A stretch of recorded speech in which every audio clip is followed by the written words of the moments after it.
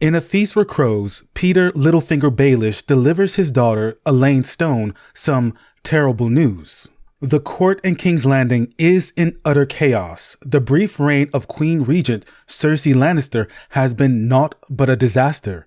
Buoyed along by a council of yes men, she has beggared the realm, and she has all but destroyed herself in the process. Littlefinger had always expected this would happen. Cersei has never been an adept player of the game, but he did not expect her ruin to come so soon. It has caused him to change his plans as he plays his own game. It's a good thing, though, he thrives on chaos. Littlefinger ends his bit of news with a cryptic hint.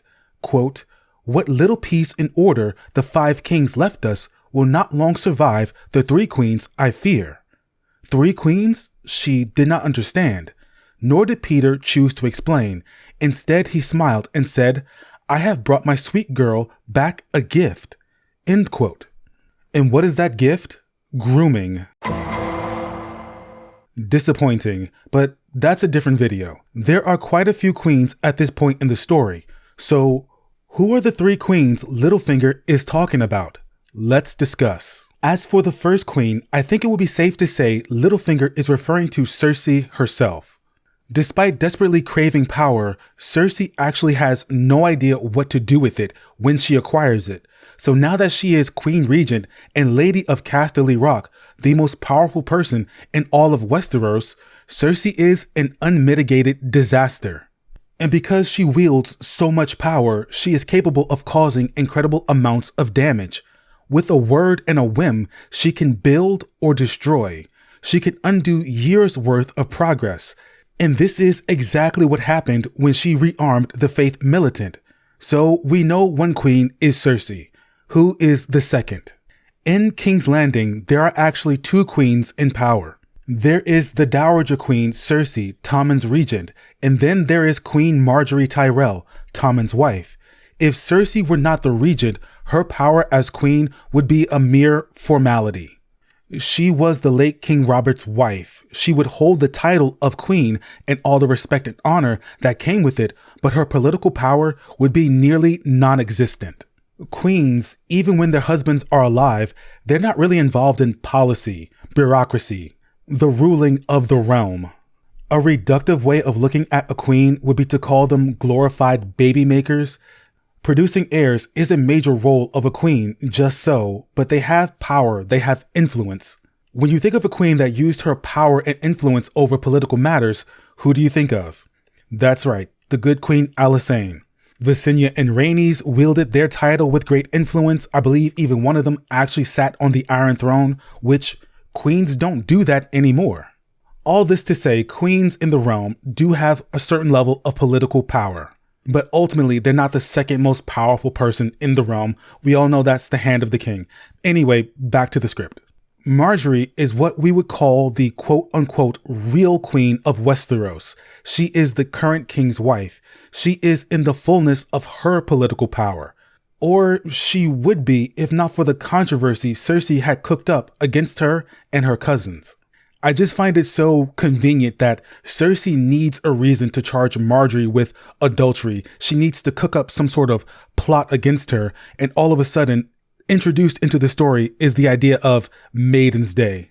We never hear about Maiden's Day until book 4. Like, you can just tell Martin invented Maiden's Day specifically for this plot.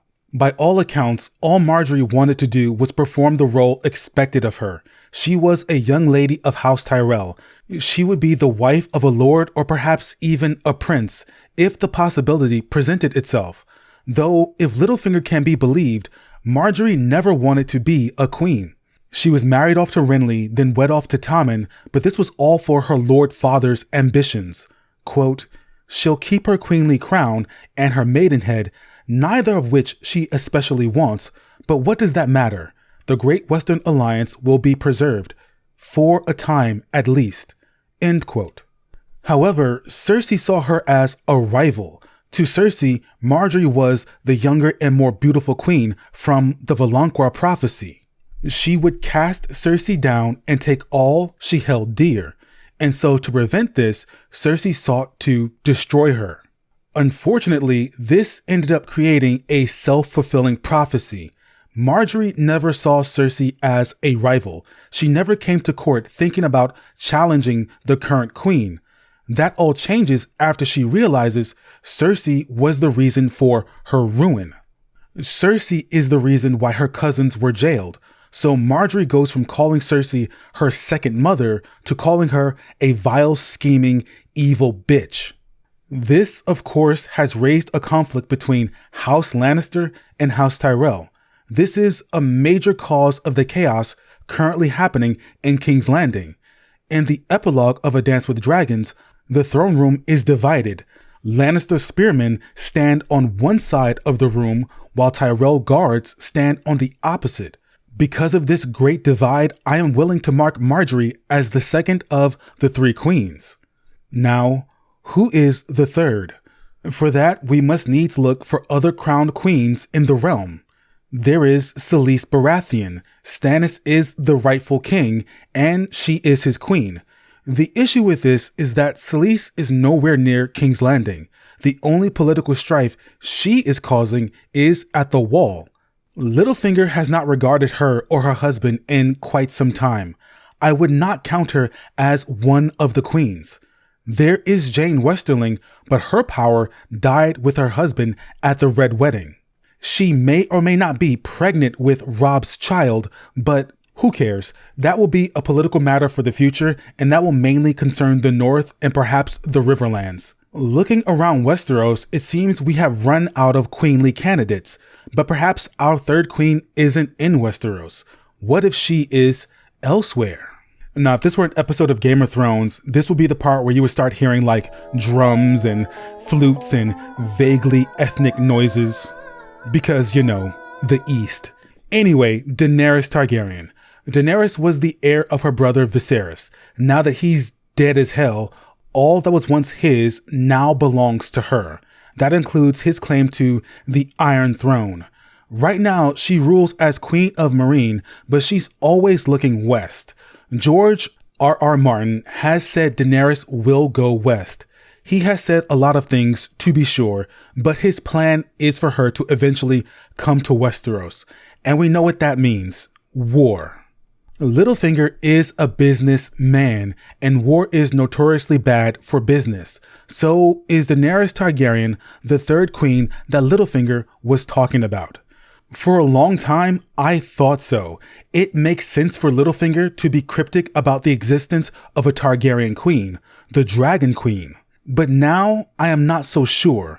For starters, Littlefinger seems to be very excited about what's to come, as if these events are something he can benefit from, something profitable but also predictable. A dragon-riding queen coming to wage war on Westeros would not be very predictable. It would not be very profitable. The events of that war would not be something I think Littlefinger can plot and plan ahead for. Daenerys is a quantity I don't think Littlefinger can anticipate. Daenerys also has a sense of justice and fairness that conflicts with Littlefinger's ideals. I do not think he would thrive under the rule of Queen Daenerys Targaryen. Of course, Littlefinger knows Dany exists. He was on the small council that decided her fate way back in Book 1. But does he know about her dragons is the question. It's possible because he has friends in far places.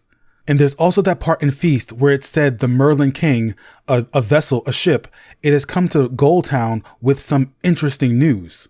News from far off places, the gossip from distant lands first gets spread at the docks, the shipyards, because the sailors, they've come from foreign lands. They're the ones that claim to have seen it, heard it, and if there are news of dragons, you're going to hear it from sailors.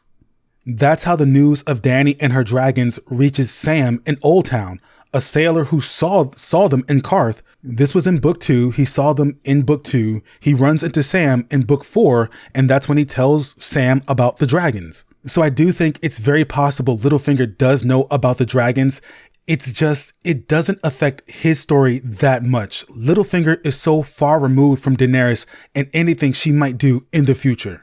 And one major reason why I don't think it's Dany, it's because she hasn't set sail for Westeros yet.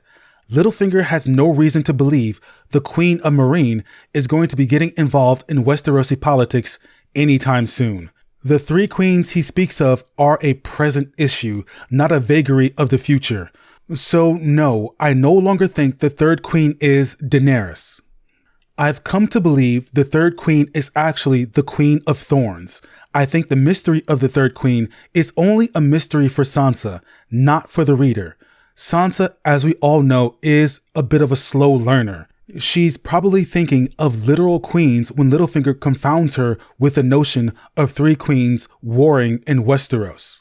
Sansa only knows of Cersei and Marjorie as crowned queens. She's not considering the Queen of Thorns in all of this. Again, Sansa is probably thinking literally.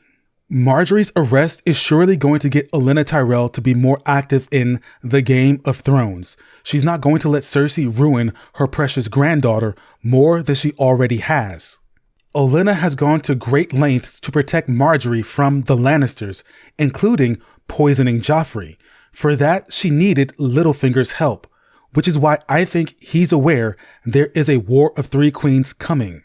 If Olenna would kill to keep Marjorie out of harm's way, what will she do now that her granddaughter is a prisoner and possibly facing execution? I believe Olenna Tyrell is the third not-so-literal queen in the upcoming War of the Three Queens. But that is it for this discussion video. Thank you all for watching. I do hope you all have enjoyed. If you did, please do me the honor of liking the video, subscribing to the channel, and turning on those notifications. A thank you to the following Patreon supporters, including Philip E., Daniel, and Jessica P. You can become one too for as little as $1 a month. Again, thank you all for watching, and until next time, remember. The lords of Westeros are sheep. Are you a sheep? No. You're a dragon. Be a dragon.